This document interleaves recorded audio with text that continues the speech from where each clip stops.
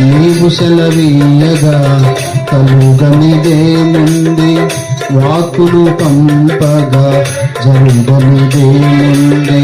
సకలము నీదేనయ్యా శ్రీమంతుడా, స్తుతి నీకు పాడెదనయ్యా.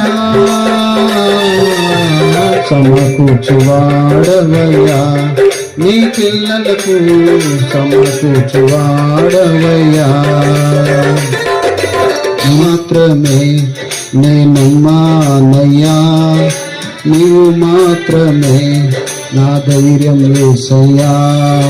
నీ బాహుబలమే నడిపించును, నా స్థితులన్నిటినీ సరిచేయును.